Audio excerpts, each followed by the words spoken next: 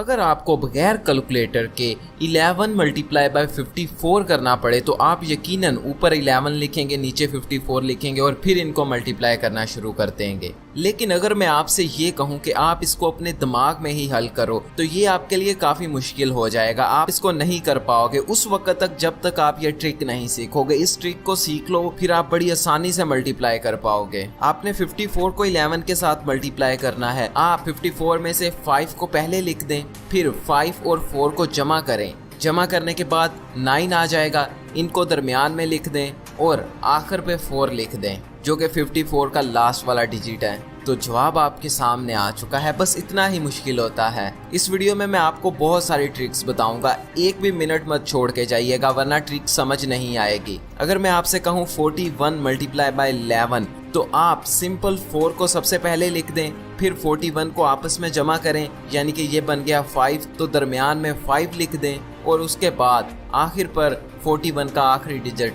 यानी कि 1 उसको लिख दें। ये लें, आपका जवाब आ गया। इस तरीके में एक ये खामी है कि आप 11 के साथ मल्टीप्लाई करते वक्त इसको इस्तेमाल कर सकते हैं, लेकिन आगे आने वाली ट्रिक्स में मैं आपको बताऊंगा कि अपने दिमाग में ही किस तरह मल्टीप्लिकेशन करें और दूसरी बहुत सारी ट्रिक्स बताने वाला हूं। अगर आपने 23 को 11 के साथ मल्टीप्लाई करना है तो सबसे पहले 2 आ जाएगा, 23 आपस में जमा होंगे, 5 आ जाएगा, फिर 23 का आखिरी डिजिट 3, तो ये लीजिए जवाब आ गया। अगली एग्जाम्पल थोड़ी सी मुश्किल है। 82 मल्टीप्लाई बाय 11, सबसे पहले 8 लिख दें और जब हम इनको आपस में जमा करते हैं तो हमारे पास 10 आ गया। क्या अब हम यहाँ पर 10 लिख देंगे? नहीं, हम सिर्फ 0 लिखेंगे और जो 1 बच गया है उसको 7 वाले हिस्से में जमा कर देंगे और आखिरी डिजिट को उसी तरह नीचे ले आएंगे। 47 मल्टीप्लाई बाय 11, 4 उसी तरह लिख दिया, इनको आपस में जमा किया, 11 आ गया। यहाँ पर दरमियान में हम सिर्फ आखिरी वाला हिस्सा लिखेंगे, 1 लिख दिया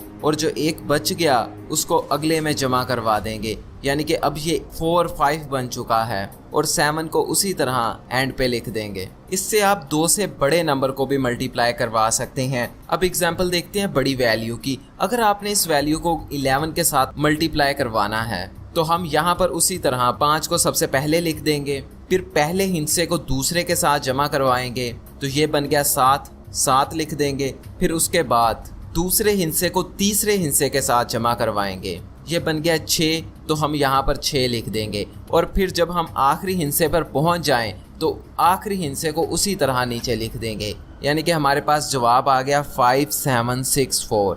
अब लास्ट एग्जाम्पल हम किसी बहुत बड़ी वैल्यू को जमा करवा के देखते हैं। हमारे पास वैल्यू है 354271।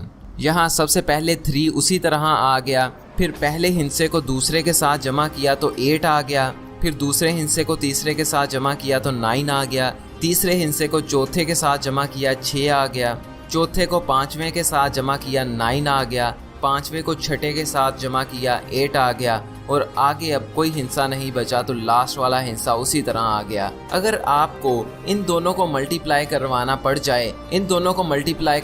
जाए तो आप ज़रूर ये वाला मेथड फॉलो करेंगे। अगर आपने यही काम करना हो तो मैं आपको इसकी एक आसान ट्रिक बताने वाला हूँ। सबसे पहले आप पहली वैल्यू के पहले डिजिट को दूसरी वैल्यू के पहले डिजिट के साथ मल्टीप्लाई करें। 2 मल्टीप्लाई बाय 1 2 आ गया, तो ये लिख दें। उसके बाद आप दूसरे डिजिट को दूसरे डिजिट के साथ मल्टीप्लाई करें। 3 मल्टीप्लाई बाय 2 6 आ गया। अब आप दरमियान में एक हिस्से की जगह छोड़ दें। अब हमने पहला और आखिरी डिजिट मालूम कर लिया है, अब हमने इसके दरमियान वाला डिजिट मालूम करना है। इसके लिए आप पहली वैल्यू के पहले डिजिट को दूसरी वैल्यू के आखिरी डिजिट के साथ मल्टीप्लाई करें। 2 multiply by 2 is equal to 4। अब हमको इसको इसके साथ मल्टीप्लाई करना है, यानी कि 3 मल्टीप्लाई बाय 1, ये 3 आ गया। 4 और 3 को जमा करके दरमियान में लिख देंगे, तो ये हमारा जवाब आ गया। आप इस ट्रिक की 4-5 दफ़ा जब प्रैक्टिस करेंगे तो उसके बाद आप इस काबिल हो जाएंगे कि आप अपने दिमाग में ही सारी कैलकुलेशन कर लिया करेंगे। 31 मल्टीप्लाई बाय 22,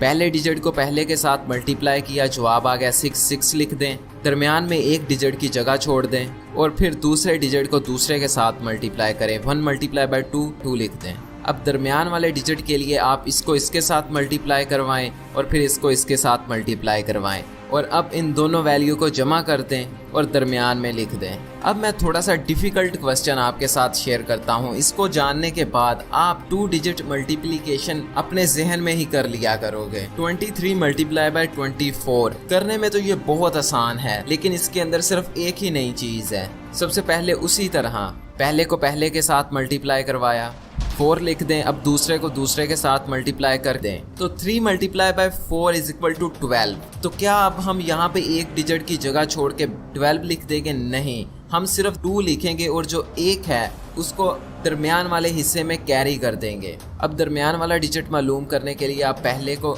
आखिरी के साथ मल्टीप्लाई करें, फिर दोनों दरमियान वालों को मल्टीप्लाई करें और इनको जमा कर दें। ये 14 बन गया और आप इस 14 में वो 1 को भी जमा कर दें। अब ये 15 बन गया। अब यहाँ पर भी हमने 2 डिजिट नहीं लिखने, सिर्फ 1 लिखना है। यहाँ पे अब हम 5 लिखेंगे और 1 को अगले वाले हिस्से के साथ जमा कर देंगे। तो ये जवाब आपका आ चुका है। इस मेथड पर आप प्रैक्टिस करेंगे तो एकदम सीख जाएंगे। लेकिन जो अगला मेथड है, इससे एक 8 साल का बच्चा भी बड़ी आसानी के साथ बड़े से बड़े हिस्से की मल्टीप्लिकेशन कर सकेगा, और वो भी बहुत आसानी के साथ। हमारे पास एक सवाल है 31 मल्टीप्लाई बाय 12। सबसे पहले आपने 3 के लिए 3 लाइंस लगा देनी है और उसके बाद 1 के लिए 1 लाइन लगा देनी है, और फिर 12 की दूसरी जानिब आपने 1 के लिए 1 लाइन लगा देनी है और 2 के लिए 2 लाइनें लगा देनी हैं। अब हमने देखना है कि हमारी लाइनें कहाँ कहाँ पर इंटरसेक्ट कर रही हैं, एक दूसरे को कहाँ कहाँ पर काट रही हैं। सबसे पहले ये लाइन 2 जगह पे मिल रही है तो हमने 2 लिख देना है।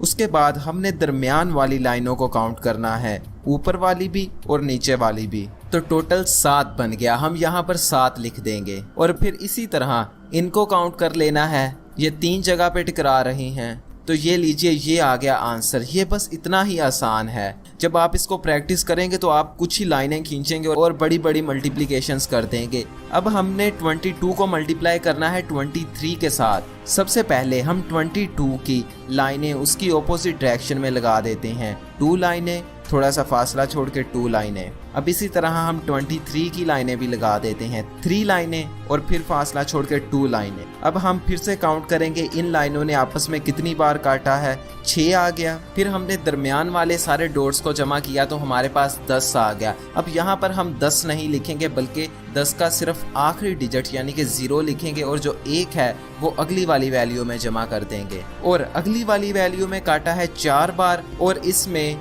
1 को जमा करेंगे 5 बार बन गया। तो ये लीजिए, आपका आंसर आ गया। मुझे पता है ये ट्रिक आपको बहुत अच्छी लग रही है, इसलिए अभी सब्सक्राइब कर लें और जो बेल है उसको नहीं भूलना, लाजमन बेल को ऑन कर देना है। आप इस मेथड के जरिए जितनी बड़ी मर्जी रकम को मल्टीप्लाई कर सकते हैं। अगली एग्जांपल है 213 मल्टीप्लाई बाय 422। अब हम 2, 1, 3 को लाइनों की सूरत में ड्रा कर लेते हैं और फिर 4, 2, 2 को लाइनों की सूरत में ड्रा कर लेते हैं। सबसे पहले आपने इनको जमा किया, इनका जवाब 6 आ गया, आप 6 लिख दें। फिर दूसरे वाले डॉट्स को जमा करते हैं तो ये बन जाते हैं 8, फिर आप 8 लिख दें। फिर हम इनको जमा करते हैं तो ये बन जाते हैं 18, आप इसमें सिर्फ 8 लिखेंगे और जो 1 है उसको अगले वाले डॉट्स में जमा कर देंगे। और अगले वाले डॉट्स को जमा करने पे बन रहा है 8 और पिछले वाला 1 आ गया 9, तो यहाँ पर आप 9 लिख दें। और अगले वाली लाइन का 8 बन गया, यहाँ पर 8 लिख दें। तो ये रहा आपका जवाब। ये बस इतना ही आसान है। आप हर जगह डॉट्स को काउंट करने की बजाय आप ये वाली लाइनों को गिन लो और ये वाली लाइनों को गिन लो और बाद में इन दोनों को आपस में मल्टीप्लाई करवा दो, तो जवाब बिल्कुल सेम आएगा। इससे आपका बहुत ज़्यादा टाइम बच जाएगा और आप चुटकियों में किसी भी सवाल को हल कर देंगे। ये तरीका सच में अच्छा है। आप अपने टीचर्स को ज़रूर बताइएगा और अपने दोस्तों के साथ ज़रूर शेयर कीजिएगा। अब मैं आपको बताने वाला हूँ कि हम 2 डिजिट स्क्वायर किस तरह मालूम करें। अगर आपने 35 का स्क्वायर मालूम करना है, यानी कि 35 मल्टीप्लाई बाय 35 कितने होते हैं, तो सबसे पहले आप 3 का स्क्वायर मालूम करें, यानी कि 3 multiply by 3 is equal to 9। और फिर आप 5 का स्क्वायर मालूम करें, यानी कि 5 multiply by 5 is equal to 25। तो आप 9 के साथ 25 लिख दें। इसके बाद एक छोटा सा स्टेप रह गया है। आप 3 और 5 को आपस में मल्टीप्लाई करें और फिर इनको 2 के साथ मल्टीप्लाई कर दें। 3 मल्टीप्लाई बाय 5, 15 मल्टीप्लाई बाय 2, 30। तो आप इस तरफ से एक डिजिट की जगह छोड़कर यहाँ पर 30 को लिख दें और इनको आपस में जमा कर दें। तो ये लीजिए आपका जवाब आ चुका है। अब हम देखते हैं 53 का स्क्वायर। 5 का स्क्वायर 25 आ गया, 3 का स्क्वायर 9 आ गया। हम यहाँ पर 3 का स्क्वायर 9 आ गया, हम यहाँ पर 9 नहीं लिखेंगे बल्कि 09 लिखेंगे। और बाद में 5 multiply by 3 is equal to 15, 15 multiply by 2 is equal to 13। यहाँ से एक हिस्सा छोड़ दें, यहाँ पे 30 लिख दें और अब इनको जमा करवा दें। तो ये लीजिए आपका जवाब आ चुका है। आप इतनी ही आसानी के साथ किसी भी नंबर का स्क्वायर मालूम कर सकते हैं और दूसरों को हैरान कर सकते हैं। मैं हमेशा इसी तरह की वीडियोस बनाता हूँ, लेट बनाता हूँ लेकिन अच्छे वाली बनाता हूँ। इसलिए आप मेरे चैनल को सब्सक्राइब भी कर लें, लेकिन सब्सक्राइब करने का कोई फ़ायदा नहीं होगा अगर आप इस बेल को नहीं दबाते। अभी इस बेल को दबाइए और इस वीडियो को व्हाट्सएप पे, फेसबुक पे, हर जगह डाउनलोड करके किसी भी तरीके से ज़रूर शेयर कीजिएगा।